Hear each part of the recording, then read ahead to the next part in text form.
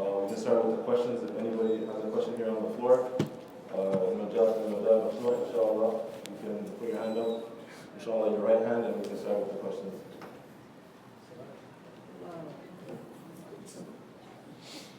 What's the best way to study the deen if you're working a 9 to 5? Like how do you prioritize what to study? Bismillah. Maybe you can repeat the question. Bismillah. Question says, what's the best way of studying the deen if you work a 9 to 5? What to study first, what to focus on, etc. Very important question and a very commonly asked question. First and foremost is, you got to know what you want to study the deen for. And why do you have to study the deen, and what do you want from the study of the deen? If you're talking about the knowledge that's mandatory, that each and every single Muslim must know and must learn about, and no one is excused. Scholar, student of knowledge, da'iyah, layman, mother of children, father of a family, working. Every single Muslim has to know certain basic things, as is understood from the hadith that's narrated from many of the companions. From them is Anas radiallahu anhu, collected by Imam Ibn Majah and others. The meaning, inshallah ta'ala, hopefully is correct. Bidhnillahi ta'ala. Talabul ilmi faridatun ala kulli Muslim.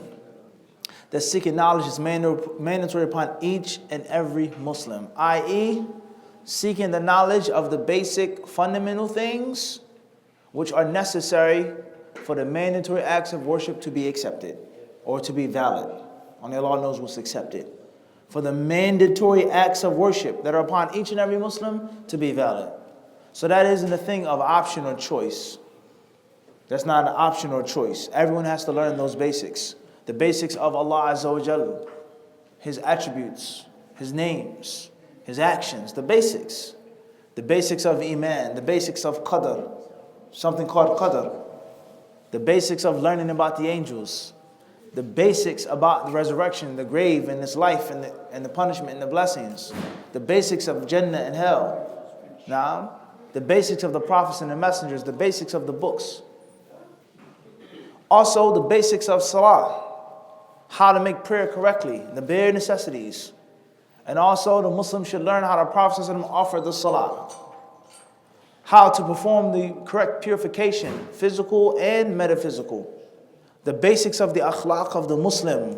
Not the superstar Muslim, the student of knowledge, this name, this term, but the basic Muslim. It's unbefitting for you to have this job because you're a Muslim. It's unbefitting for you to have this friend because you're a Muslim. Let alone student of knowledge, sunnah, hadith, salafi, this and that, as a Muslim. That every single Muslim must learn and must practice, etc.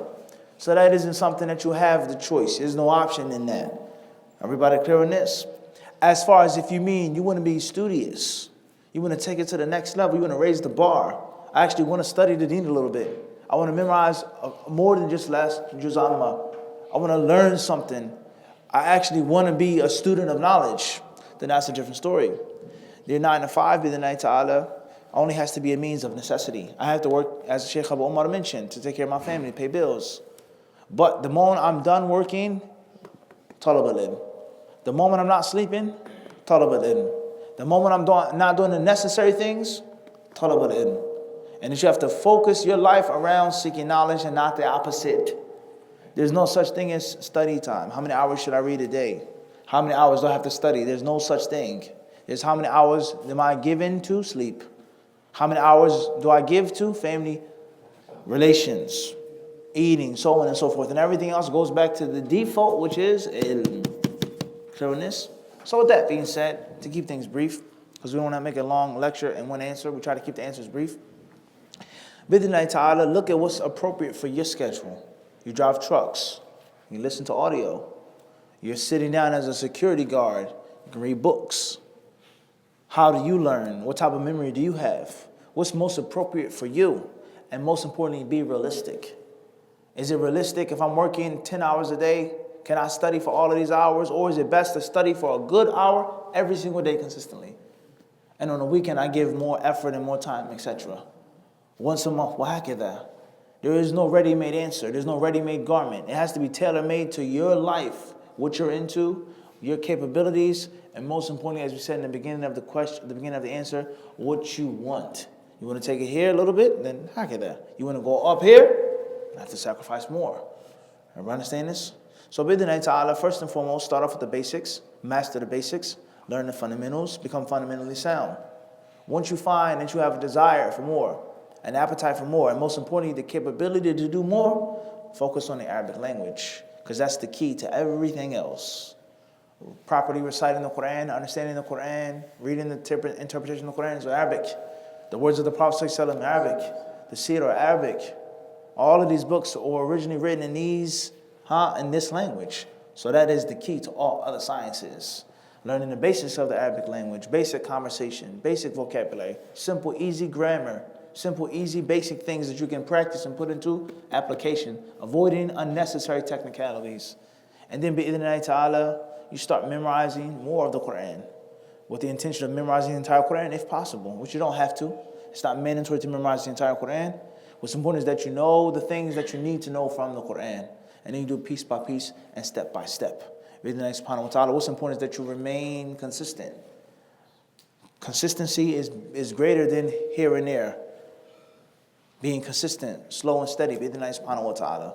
I would advise you, inshallah, please go back to the books and the tapes that we've done on the topic, Abu Umar has done on the topic with regards to the systematic way of seeking knowledge, because there is a system.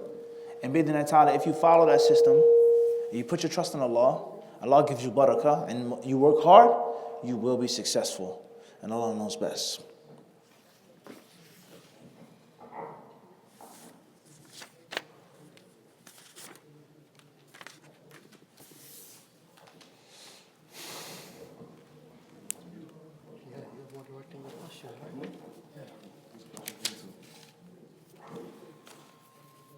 So the question says, how can one learn to look past the shortcomings of their parents? Examples, negligence, lack of deen, lack of attention.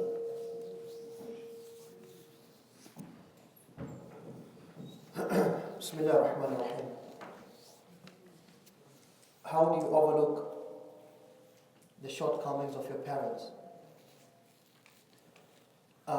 It is not a simple thing, and that's just the reality of it. It is not a simple thing to overlook the shortcomings of someone you love. It is not simple. But it becomes easier when you look at the greater goal. It becomes easier when you look at the greater goal. And that's what most of us sometimes we don't do. So when you understand that, what has been said here today, that the rights of the parents is not just for you yourself, it's what Allah has ordained on you. Allah subhanahu wa ta'ala mentioned it right after mentioning His right, which is to worship Him alone. You know that there's a greater goal. There's a greater goal. It's not just a relationship between you and your father as a human being, no. Our obedience to our parents, our taking care of our parents, our being good to our parents, our holding back from harming them, our holding back from saying anything bad to them, it's not just for them per se. It is for Allah. You have to look at it like that. That this is a duty which Allah has given you. And He's the one who's going to question you about that. You know, this is what I do personally. And Allahu A'lam if there's another answer, but you have to look at the greater goal, at the bigger picture. That this is something you're doing for the sake of Allah. Just like sometimes the same question applies to your spouse, especially the spouse, the wife or the husband to the wife, where it's easy to say, you know what, I'm done, I'm walking away. But you look at the greater goal that you feeding your family is not you feeding them for the sake of feeding them. It's a duty Allah has put on you. You remembering the Prophet ﷺ saying, كَفَى بِالْمَرْءِ إِثْمًا أَن يُضَيِّعَ مَنْ يَقُوتُ وَمَنْ يَعُولُ. It's enough of a sin for you not to fulfill the rights of those who you have to take care of. So, and that is the difference between us and those who are not Muslims. You know, we do what we do because of a greater goal. It's the relationship between you and Allah. Allah has put the rights of other people on you. This is how I would look at it. other than the fact that you should remember everyone has shortcomings. Everyone has shortcomings. And a child has no place to talk about the shortcomings of his parents, because you wouldn't be you without them. After Allah, you wouldn't be you without them. Talk about the shortcomings of changing your diapers. Talk about the shortcomings of them taking you and spending sleepless nights when you were sick. And so on and so forth. Allahu A'lam. This is what I have to offer. The question says, what is fitrah, what is intentions, and correlations between the two?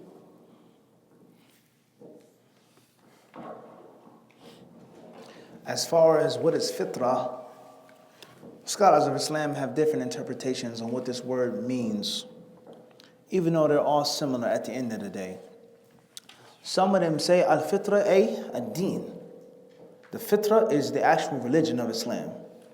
Every child is born upon the fitrah, i.e. the basic, simple concept of accepting Allah as your Lord and being naturally inclined to doing good and willing to accept khair and naturally turning your nose up at evil without the details of legislation.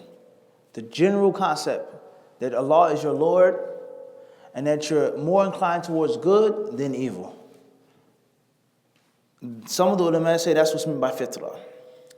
And others, they say what's meant by fitrah is the natural way that Allah created the human being and wanted the human being to be and remain upon.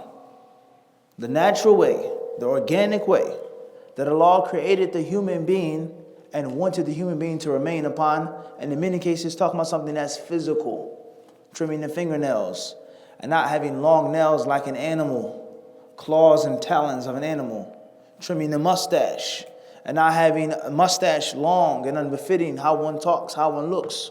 Not the beard. The beard is different. A manly beard, respect, awe, someone dreading you and looking at you as a grown man because you have a beard. Okay? Shaving certain parts of your body, trimming things, etc. So they say khisalul fitrah, from the acts of the fitrah. And some of them say there is no contradiction between the first interpretation and the second. Whereas one is talking about inner fitrah, and the second one is talking about outer fitrah. That's in brief. As far as the niyyah, then the niyyah is very simple and very easy. Oftentimes the Muslims complicate it. The niyyah is your knowledge that Allah is the one who told you to do this thing. Allah is the one who told you to stay away from this thing, and that's why I'm doing it. You don't have to say, make this salat like this and like that. Make your intentions for this and for that. Because the reason why you're standing up is to make salat. That's the intention of dhuhr. So, when it comes to you and Allah Azza wa Jal, I'm not praying for the people to see me or hear me or to look at me. And also a niyyah pertaining to you and your own subconscious mind. I'm aware that this is salat al-dhuhr that I'm making. And it doesn't take 5 minutes. It doesn't take no broadcast that I have to make to myself. This dhuhr. Khalas. Bismillah. Make wudu, stand up, make dhuhr. Wahakadha. Your niyyah, your specific intention. Everybody clear on this? And also, the niyyah could just be with regards to being transparent with your brother, being honest with you, having a pure, good heart with your brother, wanting good for your brother. So this is the general concept of what a niyyah is. Beware of overcomplicating the niyyah. When you overcomplicate the niyyah, you're going to fall into one of the following problems. Number one, bid'ah. Number two, you may fall into waswasa, whispers of the shaitan, by overcomplicating something that Allah Azza wa Jal made simple and easy. Everybody clear on this? It's just that easy. Let's make an example of this when it comes to food. Something that we all do and something that we all enjoy to do. We love to eat. We love to eat, unfortunately. We love it. There's nothing wrong with eating good food, alhamdulillah. Kulu washrabu, eat from Allah's bounty. Wala tusrifu, don't go extreme, don't be extravagant. Kulu washrabu, eat and drink, min rizqillah, from Allah's provision. Wala ta'thaw fil ardi mufsideen. Don't be troublemakers in the land. There's nothing wrong with eating good things, but we like to eat a lot. What's important is you look at other religions. Two brief examples. What do Jews do, especially Hasidic Jews, when they wish to slaughter an animal? They have to call a rabbi, a specific rabbi. He has to have a certain levels of qualifications, certifications, and it's a long, detailed process for the animal to be slaughtered, for the meat to be salted, a long, detailed process. In New York City, you go to a pizzeria, a Jewish pizzeria, on the pizza box, there is a paragraph of names and dates and information for the pizza to be certified glatt kosher. And then you look at Christians. Not all Christians, but many of them, what do they do when they wish to eat? They raise their hands and they make prayer. They thank, they give gratitude. 2-3 minutes, maybe 5 minutes, everyone, they have to say grace together. What does the Muslim do? Bismillah. Bismillah. Bismillah, Allahu Akbar. That's it. That long, drawn-out prayer that the rabbi had to do is concise and summarizing Bismillah, Allahu Akbar. The grace, giving thanks to God for His blessings, that is all summarized in the simplicity for you by saying Bismillah. Eat in the name of Allah subhanahu wa ta'ala. So simplicity is the featured mark of Islam.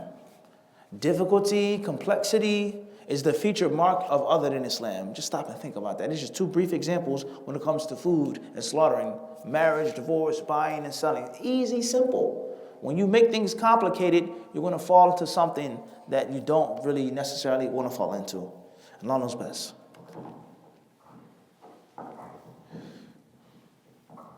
The question says, during times of fitan, what are some tips to remain steadfast? Next one. Question says, is there any tips that have worked that one can use to stay firm in these times? These two questions are connected, obviously.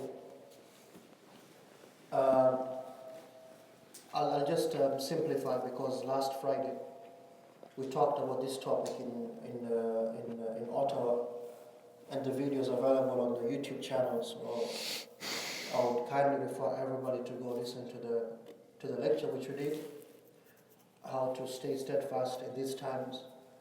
But to summarize some of the very important points, number one is to make a lot of dua. Number one is to make a lot of dua. And that is why the Prophet ﷺ in his Sunnah, and before that in the Quran, Allah, He mentions a lot of dua which the prophets of Allah alayhi wasallam, they used to make, and the righteous servants of Allah, they used to make. رَبَّنَا لَا تُزِغْ قُلُوبَنَا بَعْدَ إِذْ هَدَيْتَنَا. O Allah, do not deviate our hearts after you have guided us. The Prophet ﷺ, the dua he used to make most at home. When they came and asked Salama, the wife of the Prophet ﷺ, what is the dua he used to make most at home? And she said that he used to say a lot, Allahumma ya muqallib al-qulub, thabbit qalbi ala dinik. O Allah, the changer, the turner of the hearts, make my heart firm on your religion. And so many other du'as. The du'a the Prophet ﷺ taught Ali radiallahu anhu. Allahumma rabbi hdini wa saddidni. O Allah, guide me and make me firm on the guidance. And he said, when you say rabbi hdini, O Allah, guide me, think of the path, a clear path. When you say wa saddidni, make me be firm, straight on the path, think of the straightness of an arrow. So there's a lot of du'as. I'm sure most of you know of my book, The Accepted Dua, which I'm sure we gave out here a few years ago. There's a whole chapter on the du'as of how to stay guided and be steadfast. So dua is number one. It's very important. It's very important. Number two, you have to be connected to the Quran. You have to be connected to the Quran. Allah called the Quran dhikra. It's a reminder. And everybody needs a reminder. Everybody, all of us. So you have to be connected to the Quran and reading it while knowing the meaning. It doesn't matter what language you speak. If you don't understand the Arabic, there's a translation in all of our languages here. Because none of us here speak those exotic languages which have not been blessed by Allah to have a translation of the Quran. You speak Bengali, there's a Bengali translation. You speak Somali, there's a Somali translation. You speak Swahili, there's a Swahili translation. French, there's a French translation. English translation. I leave anybody out? Oromo, do you have a Quran or not translation? Okay, you have one. French, you have one. There you go. You have to read the Quran with the meaning. And that is what is going to affect you. Especially Juz Amma, the surahs which you read every day. Those surahs were revealed at a time when the Muslims needed to stay steadfast. When they were being tortured, persecuted, abused in Mecca. When they were weak. Allah used to send those surahs to make them firm. Tayyib. So dua, Quran number 2. Number 3, al-ilm. Like we discussed during the lecture, you cannot know how to be a good Muslim. You cannot achieve the balance. You can never without studying your religion.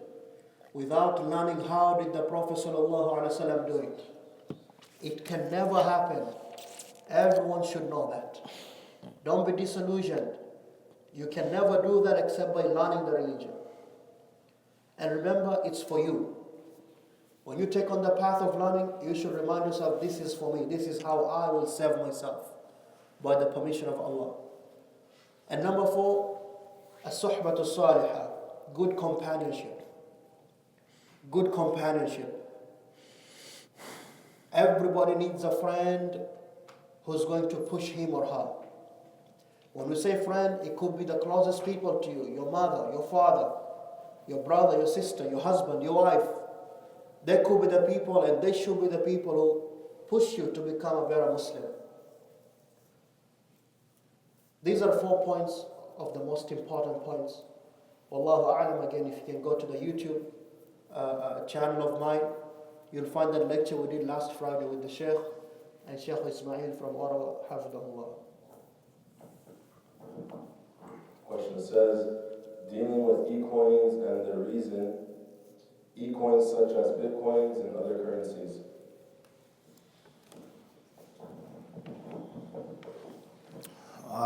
Very hot topic that people keep asking about. We said this as well in Ottawa last weekend. It's good and it's bad. Makes me happy and it makes me sad. Alhamdulillah, people are trying to ask. They're trying to be insightful, inquisitive about their religion. It's an excellent thing. Walillahi alhamd. And that's the command of Allah Azza wa Jal. فَاسْأَلُوا أَهْلَ الذِّكْرِ إِن كُنْتُمْ لَا تَعْلَمُونَ. Even though I don't claim to be from Ahl al-Dhikr.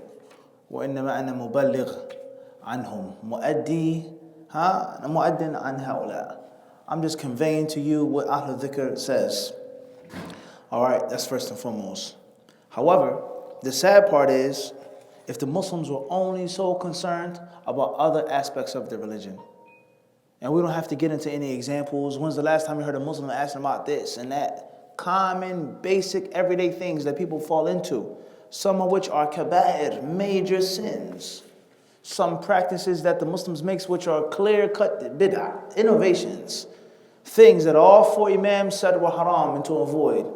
And the Muslims, they don't ask anything about them but bitcoins, money, millions of dollars being invested in 10 years and 20 years and 5 years. They have so much. So they ask. And that's sad. That's sad. And it's a bit of convenient cherry picking that many of us fall into. An example of that is meat. Such as in New York City, you'll find most of the Muslims in New York City so concerned about the specific details of meat, halal meat. How many restaurants are there? Halal. How many food carts? Halal. They say, no, that's not really halal. This is zabiha halal. You find them, yudaqiqun. They're so precise and diligent in knowing what is and what isn't halal. When it comes to Eid al-Adha, you find a normal, everyday Muslim, he's not knowledgeable, he's not righteous. When it comes to the slaughterhouse, they bring the bull out, the goat, the sheep. Yusbih faqihan. He automatically pops up and turns into a jurist. No, you can't use that. This knife isn't long enough. It has a serrated blade, face it to the qibla, so on and so forth. And that's sad. But when it comes to salah, when it comes to hijab, when it comes to riba, when it comes to the things that a person is doing on a daily basis, Mashi. It's no big deal. Iman is in your heart. Allah is all forgiving. We live in America. It's 2018. Allah won't put on something that we can't bear. We have to try our best. We're the minority. We don't have our own banks, so they come with so many excuses. When it comes to food in the belly, then they're doing what? They find them very, very, very inquisitive, and that's unfortunate. Once when I was overseas in one of the countries predominantly inhabited by Muslims of Arab ethnicity, there was a sister who said that statistics show that in the Middle East, the two most popular books are Arabic cookbooks and Tafsir al-Ahlam of Ibn Sirin, books or the book on dream interpretations. So she said this proves that most of the Muslims in the Middle East are concerned with eating and sleeping. Eating and sleeping. Dream interpretation and cookbooks. This book on science, this book on hadith, this story. The sales are totally in the basement. These two books, in the sky. Alhamdulillah, they're reading something. But the point, everybody see the point we're trying to get to? We're so concerned with so many things and so unconcerned about things that are bigger, better, and more important. And all of our deen is important, but hopefully you all get the point. So don't become inquisitive about your religion just because it's an issue of money, wealth, and greed. Bitcoin. I can make so much money. It's the new hot thing. But the simple, basic fundamentals that we're lacking in, not too many of us really honestly care. So that's unfortunate. With that being said, my brief answer that I've given before is that Bitcoin, in my limited amount of knowledge, is like any other type of currency. It's like any other type of transaction. It's like any other type of issue of finance and economics. The rules from the Kitab and the Sunnah are well known. What's permissible and what is haram. What is permissible and what is haram. Interest in all of its different types, forms, and fashion. We have the concept of eating your brother's wealth unjustly, bil batil. Buying, renting something that you don't own.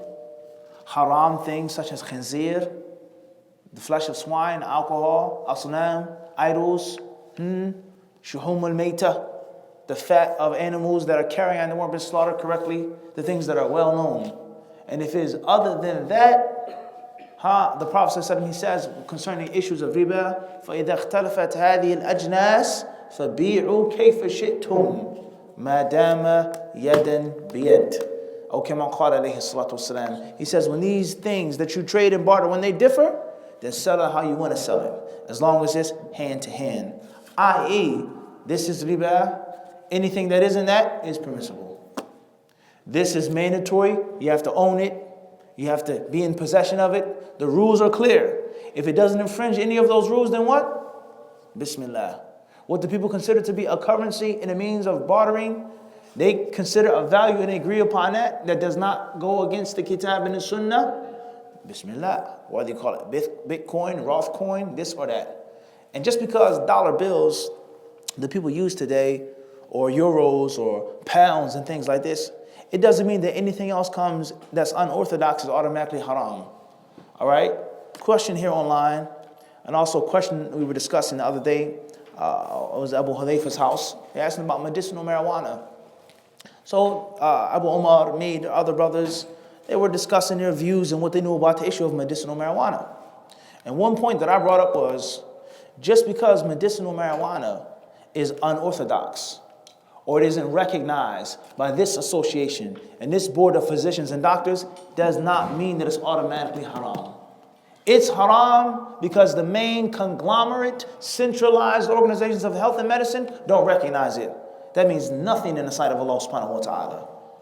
They suggest and propagate things, push products, pills, and services which are extremely harmful to the body, harmful to the mind, habit forming, addictive, destroy your kidney and liver. It's halal because the mainstream doctors say it's halal to take pills. It's haram to take medicinal marijuana just because it's new, supposedly, which it isn't new, but it's relatively new or it's unorthodox. That's not a dabat ilmi. So if the centralized banks or the main people find it says Bitcoin is a hoax, it's this and it's that, see, it shows that it's haram. Because Allah Azza wa Jal, He doesn't talk about dollar bills, nor does He talk about Bitcoins.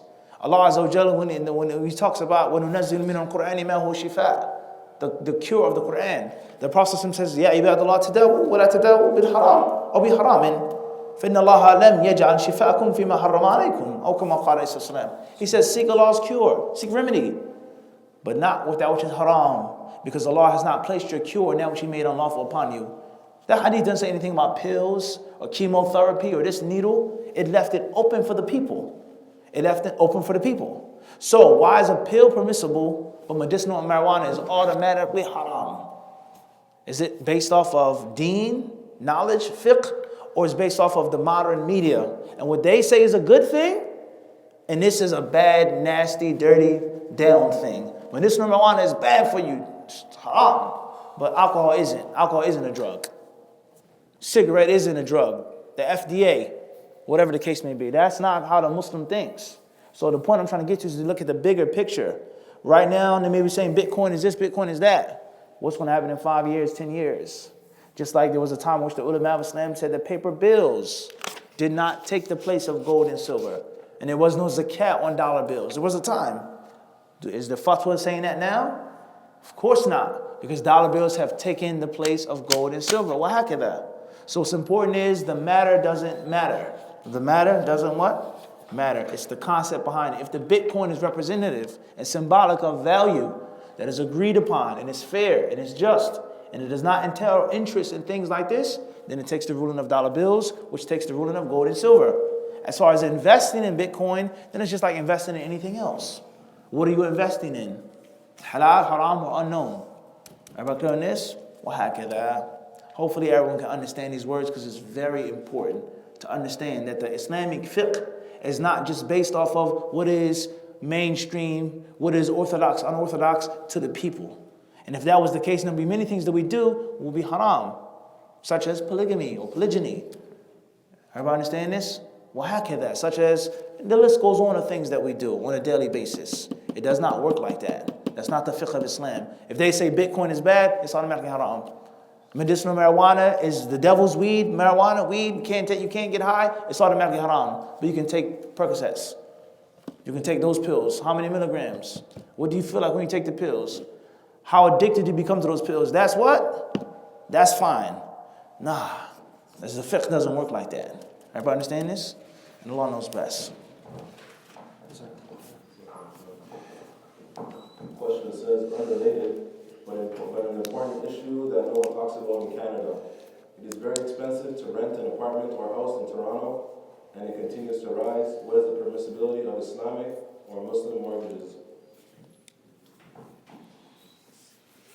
Let me summarize the question again. The question says basically, it's becoming very expensive to rent in Toronto, and it's continuing to rise. So what is the permissibility of Islamic or Muslim mortgages? I don't know what the question exactly is getting to.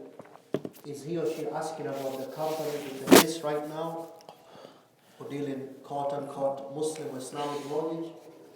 Or he or she is intending, can a Muslim go into that? Ala kulli hal, from my limited knowledge, the companies which exist right now, from my limited knowledge again, I have not seen any company which really is based on the proper Islamic principles. Like the Sheikh just answered about Bitcoin and whatnot. It's the principles, it's not the name you give it. It's not what you want to define it for, it's the principles. Allah laid down the principles. So I myself have not found that. But does this make it permissible to get what you call a conventional mortgage from the bank? I won't say that. Because I feel, or I know for sure, 90% of us are in that same dilemma.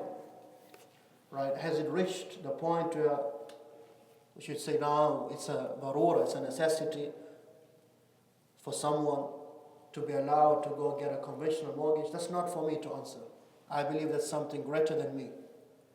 I believe that's for the Muslim scholars in North America, or people who understand how life is around these areas, to come together and issue a fatwa. That's not for me. Allahu A'lam. Question says, what is your advice? What is your advice for someone suffering addiction, whether drugs, behaviors, or addictions? My advice to them is first and foremost, Fitrah ila Allah. Run to Allah, flee to Allah, go back to Allah subhanahu wa ta'ala. Declare your weakness, acknowledge your weakness, that I don't have the strength or the power. And only Allah Azza wa Jal has the ability to help me and to get me off of this evil thing that I'm addicted to. And if I did have the ability to get off of the substance or whatever it is that a person is addicted to, then a person would have already been off of it. They wouldn't have become addicted and fell into it from the get-go. What's important is, before we go any further, I'll share with you a brief conversation, Omar, with a brother, an older brother, who was once addicted to crack cocaine. All right? And we just started having a conversation. And he asked me to give classes to recovering Muslims that were once addicted to crack cocaine or weed or other substances, other drugs. So we start talking before I agreed to do the class. And then the issue of heroin came up. And the differences or the parallels between crack cocaine and heroin, or even cocaine powder, sniffing it, etc. He said to me, he says, I used to smoke crack for many years out of my life, unfortunately. But alhamdulillah, through struggles, through battles, through treatment, Allah got me out of that, and I've been clean for years, and I'm remaining clean, inshallah. I'll never go back to it. Tayyib. So with that being said, he said, I tried heroin once. He said, crack cocaine is highly addictive, highly destructive. It's disastrous to the mind, to the body, to wealth, to society. He said, but 90% of a crack cocaine addiction is mental. He said, most of it is mental. And you can get off of it, you can fight it, but it's your mind. He says, I tried heroin once. He says, I never ever did it again. He says, because the heroin addiction is far more than just mental. It's a major physical attachment as well, and which is destructive to the body and deadly to the body, fatal if you just try to cold turkey it. He says it's not just a mind game. So the point of the moral story is what, Omar? Is that there are many other addictions, whether it's chemical or not, and that's a very long debate, especially when we start talking about other things such as pornography, music, whatever the case may be, addicted to certain acts. Is it a chemical addiction or not? Is dopamine released from the brain? That's why I say, yo, it's dope. That's dope. That's where the word comes from. That's why they call heroin dope, because it goes to the pleasure centers of the brain, and it basically just turns on the faucet and breaks the faucet. Water just flows out. Pleasure of unbelievable description into the body. That's what dopamine is called, a dope. So the fact of the matter is, the point I'm trying to get to is, when you're addicted to a substance, oftentimes it's a mind game. And one of those mind games that are being played on you is between you and yourself and you and the shaitan. And one of the earliest, easiest tricks that the shaitan uses is that I can quit when I want to. I can stop when I want to. I can do it. It's easy. Inshallah, I'll stop next week, next month, next year. It's not a hard thing. I'm not really addicted. Or I deserve it. I worked hard all week. I took care of my family. I raised my kids. I deserve a drink at the end of the week. I'm not killing nobody. I'm not harming nobody. There's child molesters, rapists, murderers. As we speak, there are people dropping bombs on countries. I have a harmless what? A glass of brandy at the end of a hard day's work. What's the big deal? Or smoke a little marijuana. What's the big deal? It's not going to kill nobody.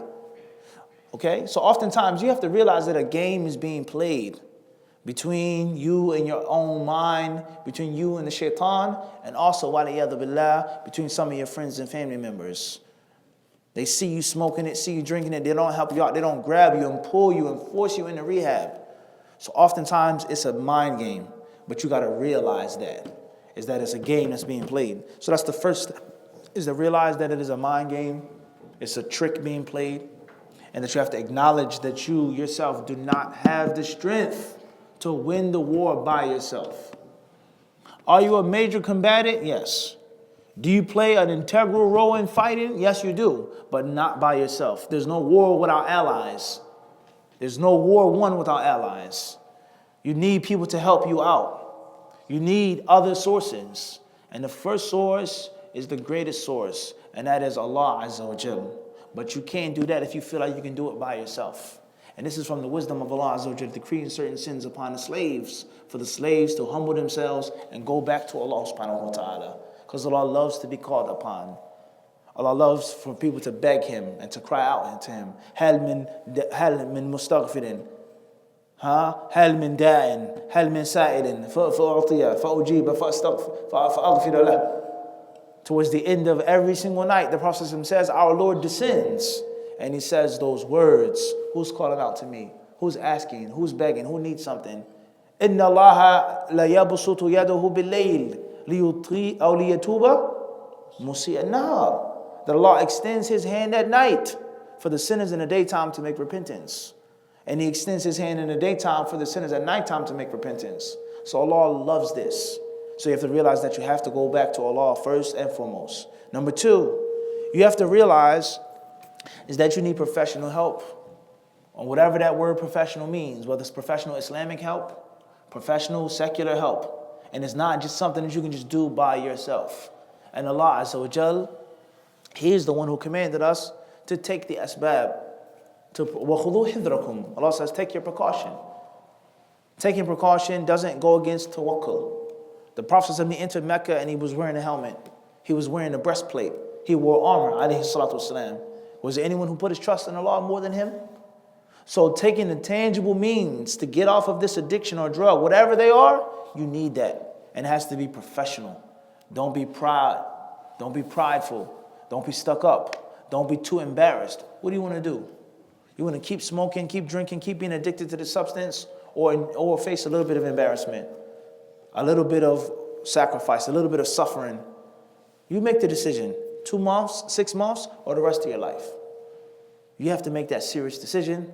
Last but not least, you have to realize is that this entire world is based off of a struggle. لِيَبْلُوكُمْ أَيُّكُمْ أَحْسَنُ عَمَلًا. It's not going to be easy. It's going to be a struggle. And if you lose, you get back up and you fight again. You get injured, you keep struggling. And that falling, getting up, that shaking it off, that fight, that struggle, that in itself is ibadah. That in itself is a means of forgiveness. That in itself is a means of going to Jannah. Allah Azza wa Jal, He loves for His slaves to fight hard. Inna Allah, what does Allah say? He loves those, who fight in His cause. As if they're what? Safan ka'annahum bunyanun marsus. As if they're one solid wall. Allah loves the people who fight in His cause, who stand up for His cause. And He has promised to help them and to support them. So that's the general philosophy of any addiction. Alcohol, whatever that thing may be. Last but not least is your own personal toolkit. First toolkit is don't think about smoking, drinking, or watching or listening. Don't think about it. I.e., fight yourself not to think about it. That's the first step. Step number 2 is too hard and the thought comes. And that's another concept of the heart, the mind, the psychology. Some experts, they say when people are addicted to certain things, a part of the brain automatically sends them back to that sensation, even when they don't want to think about it. Wal-iyadhu billah. So when that happens to you, what do you have to do? You can't help but think about it. I tried and it came. At the moment you think about the pleasure, immediately think about the pain. And don't say it doesn't feel good, it is nice. But the pain comes. It doesn't come for free. It doesn't come without a price. Immediately think about the suffering, your family, your children, your life, everything when you think about the pleasure.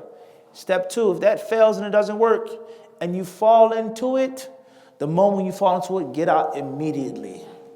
Get out immediately. Don't say, let me do it again. Let me take another drink. Let me take another puff. Or let me make zina another time. No, get out immediately. But you're going to fall into it again. Don't worry about it. Get out immediately. Even if you keep going back and forth, get out as soon as you fall into it. Last but not least, one of the most subtle and dangerous things is the dipping and a dab method of a person who's a fiend to something. I can dip and I can dab. Just 10 minutes. And then the rest will be normal Muslim. I'll watch it just for 30 minutes. I'll just take one cup. I no longer avoid thinking about it. I can't think about the pain. I can't step out of it, but I'm going to actually manage my addiction now. I'm going to wean myself off of it, which sometimes you have to. But know for sure that the two lifestyles do not mix. You take 1 cup, automatically, and Allah knows best, you're going to fall into another cup. 30 minutes will turn into an hour, and the list goes on. The two lifestyles, they don't mix.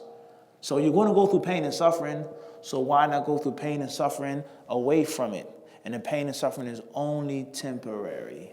It's only temporary. And before you know it, bid'Allah ta'ala, your truthfulness is known, it's apparent, Allah manifests, Allah knows, then comes the support from Allah subhanahu wa ta'ala. So that's your basic day-to-day gauge of dealing with an addiction after you've sought the help of Allah, after you've sought the professional help, and after you realize the games that are being played on your mind by yourself, by shaitan, and by other people. Hopefully that's clear, and Allah knows best.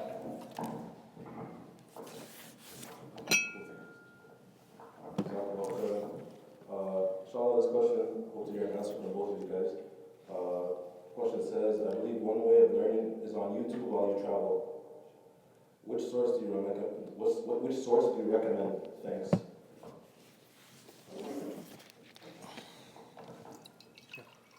تفضل بارك الله فيك.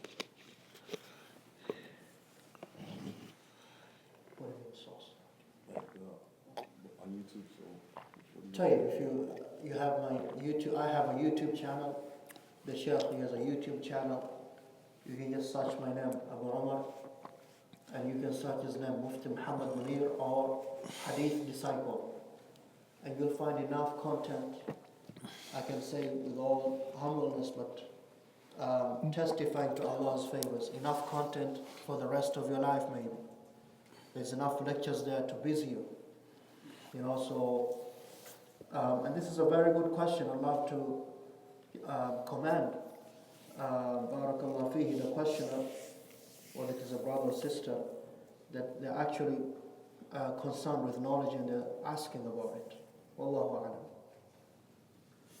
And I guess maybe I can tell the Sheikh to answer this question, which is related to knowledge. This one here. Assalamu alaikum. YO from Canada. Yasmin from Ontario. Sister Yasmin from Ontario, Canada. How does one overcome the insecurities when it comes to seeking knowledge? A sister wants to embark on the path of knowledge, but afraid will not be patient. Well, if you're asking me that question, then that's my answer. I had to start off. Do you think it was Hadith disciple when I first started seeking knowledge? The Medina, this, that, Arabic? Do you think I had 3 pens in my pocket? Do you think it was this and that? No. I had to start somewhere. You don't think I had and still have insecurities, flaws, mistakes, errors, problems, sins? Of course I do.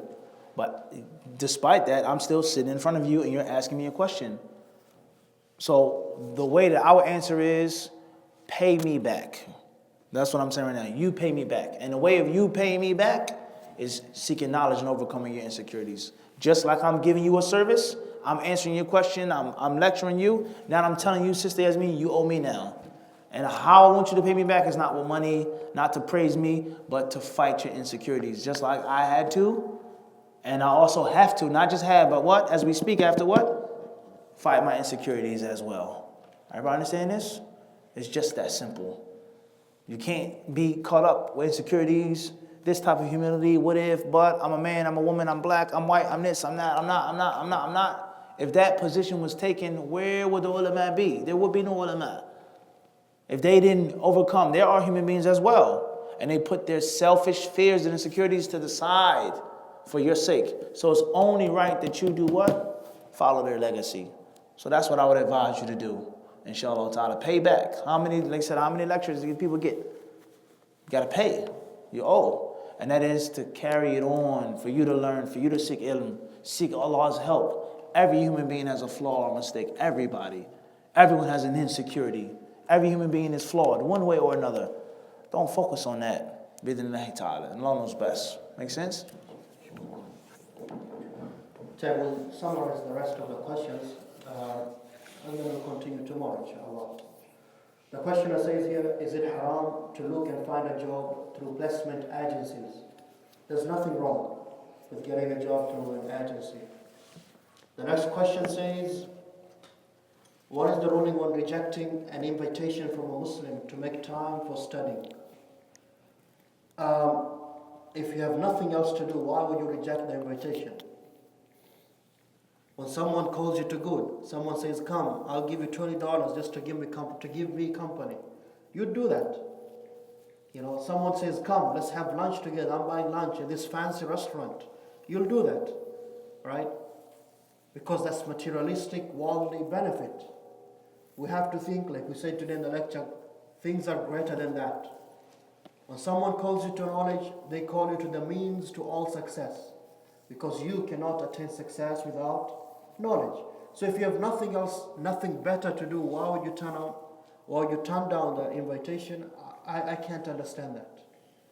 But if someone turns down that invitation, then ma alayka, you have nothing wrong. You have nothing to be worried about.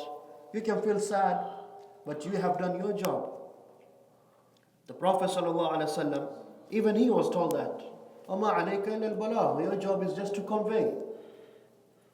فَمَنْ شَاءَ فَلْيُؤْمِنْ وَمَنْ شَاءَ فَلْيَكْفُرْ. Whoever wants, let him believe. Whoever wants, let him disbelieve. لَسْتَ عَلَيْهِمْ بِمُسَيْطِرٍ. You're not upon them a dictator. That is your job. You call someone, they say no, that's too bad. They say yes, alhamdulillah. The next question, Sheikh, this is for you. It says, can I hug my mom's uncle and the husband of her aunt? And the third one is my dad's brother's son, a mahram to me. I will please humbly ask you to email me this question, inshallah ta'ala, and lay out the specific details. Aunt, paternal, maternal, etc. There are details needed for this question. If a man have one wife, more than one wife at the same time, etc. Everybody understand this? Please lay out all of the details with regards to paternal, maternal, more than one wife, who exactly is what. Because it's not that easy, simple of an issue in my eyes right now. And Allah knows best. Jazakallah khairan. Samir? The Gmail. I'll forward it to you.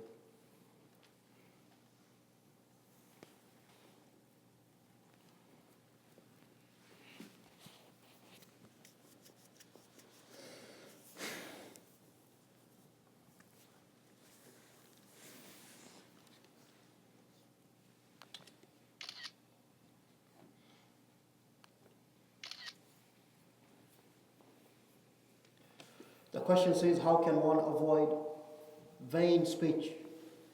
And what are the effects of it with regards to seeking knowledge? Knowledge, Allah subhanahu wa ta'ala has conditioned it with being dutiful to Him, doing what is good and avoiding the sins. Allah says, وَاتَّقُوا اللَّهَ وَيُعَلِّمُكُمُ اللَّهُ. Be dutiful to Allah, fear Allah, and Allah will teach you. And the opposite is true.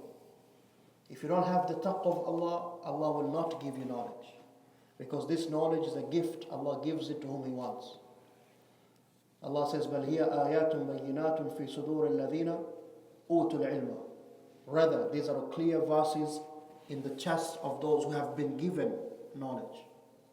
And that is what? Imam al-Shafi'i said when he complained to his teacher, Waqi' ibn al-Jarrah. He says, I complained to Waqi' about my poor memory. I can't memorize well.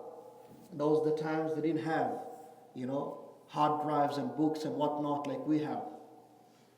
فَأَرْشَدَ إِلَىٰ تَرْكِ الْمَعَاصِي. And he told me, you have to leave off sins. فَإِنَّ عِلْمَ اللَّهِ نُورٌ وَنُورُ اللَّهِ لَا يُعْتَى لِلْعَاصِينَ. Because this knowledge is a light from Allah. And the light from Allah, knowledge, is not given to someone who's a sinner. Tayyib? So vain speech especially, it has great detrimental effects on you. And any Muslim for that sake. If there's something which we need to work on, is our tongues.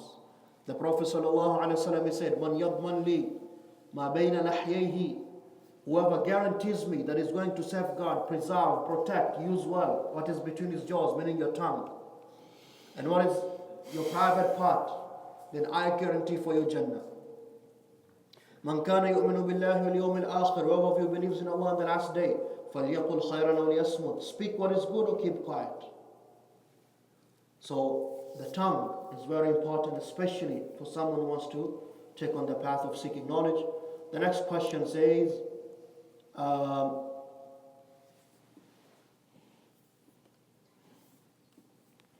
This is the last one, Samir.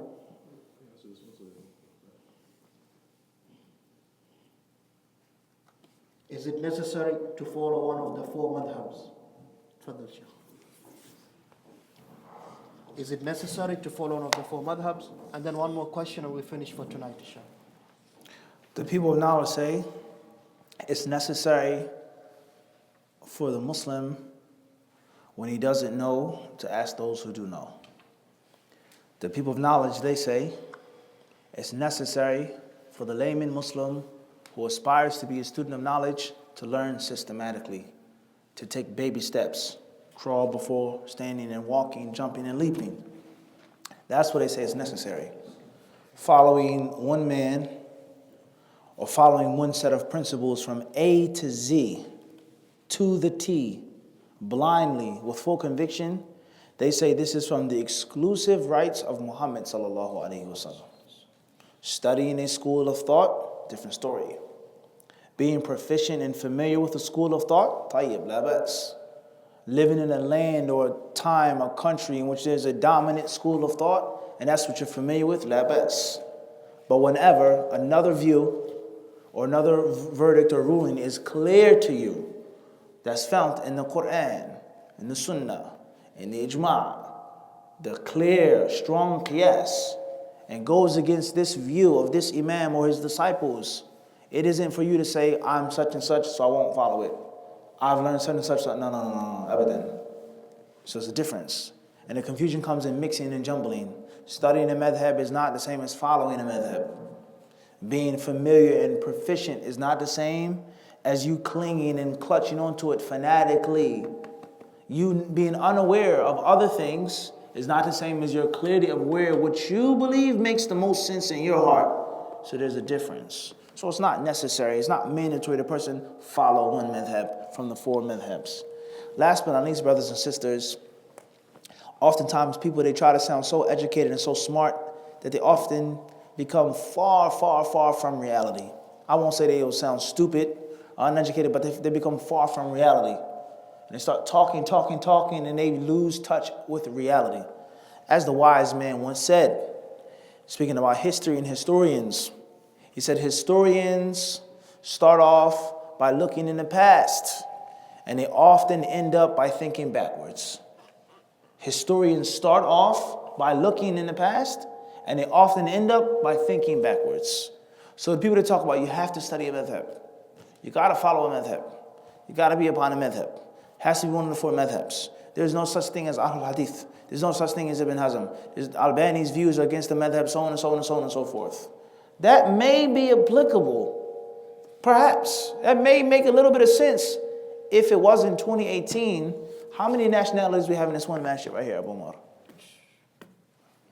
Where are you from, Akhi? Bangladesh. Cote d'Ivoire. Ivory Coast, Abdullah. Tanzania. Ethiopia. Sheikh. Get the point? How many different cultures are mixed? We're not living in Kufa and Baghdad and Raqqa. We're not living in Misr and Tunis and Libya 50 years, 100 years ago, in which 99% of the people all learned, taught, and follow one madhab. And the fatwa is ala hadha al-qawl. In Morocco, in Malikiya, vast majority. In Egypt, at one point in time, there was the madhab Hanafi, until it became Shafi'i, the widespread madhab. That's a different story. This is America. This is Canada. This is UK. You're talking this old, outdated, dinosaur type of fiqh. It's not going to work. It will not work. So oftentimes the person they try to sound so educated, not having a madhab is like wanting to buy a car. There's no ijtihad. They're not even realizing the realities of where they're living. It doesn't work like that. And the ulama of Islam, they spoke about this specifically in this land and that land. It's a difference. There's no Islamic central government. There is no standardized fatwa. Islam is not Catholicism. There is no pope. There is no one central figurehead for Islamic verdicts that has the ultimate final authority. That doesn't exist. You say Turkey spotted the moon, Pakistan spotted the moon, South Africa spotted the moon, of course Saudi Arabia spotted the moon. There is no Khalifa, there's no Qadi, there's no one that centralizes it. So that statement right there is unrealistic. And many people, this is not a joke, they talk about this as if it's so simple and so easy. It doesn't work like that. You have to be realistic where you are. Everybody understand this or not? So it isn't mandatory to follow one madhab. If you choose to study it and be proficient in it, let us. As long as you're not a bigot, as long as you're not fanatical, and as long as you study systematically in a madhab or outside of a madhab. A general Muslim is to ask the alim that he trusts and respects. The Imam of the Masjid, Sheikh Salman, Sheikh Abu Umar, I trust him, I respect his deen, I think he's ameen. I think that he's trustworthy. Allah knows best of his secrets. I asked him a question, yeah, Sheikh, is it haram for me to let my mustache grow long? He says it's haram, you have to cut it. Jazakallahu khairan, Sheikh. Whether he gives me the dalil or not, I trust him, he's qualified, I trim my mustache. He's Maliki, he's Shafi'i, he's Zahiri, he's a follower of Albani, etc. The moment you're a student of knowledge and you can read, you can assess, that's a different story. You've been studying for some time, that's a what? That's a different story. The layman is asked the alim that he trusts and follow what he's been taught from authentic sources, even if those sources may be wrong. But in his eyes, it's authentic. The scholars of my country. But you live in America, you live in Canada, it's a melting pot. You pray with your hands down, you pray with your hands up. You have your pants up, you have your pants down. Your mustache is trimmed, his mustache is long. So you must be a bit more aware now to ask, to sit down and learn. And perhaps or possibly the things that I learned in my country weren't the most correct. Just like how many cultural practices did you leave off from your country? In my country, when we slaughter an animal, we slaughter on the roof. We cut it up. Do you do that in America? Is that considered to be the most hygiene thing in America? Do you stand in the middle of the street and wave down a cab? There are things that you've changed because you've become a Canadian. But not the fiqh. All of the fiqh in the Islamic Aqidah is correct. No. Just like there's backwardsness in the worldly things in your country, there's also a big possibility that there was what? Backwardsness in what? The Islamic sense. So it's very crucially important to understand where we're living in the time in which we're living. Allah knows best. Last question for the night. What can a Muslim do if their parent or parents disrespects them? Tafadhal. If your parents disrespect you, it's not right.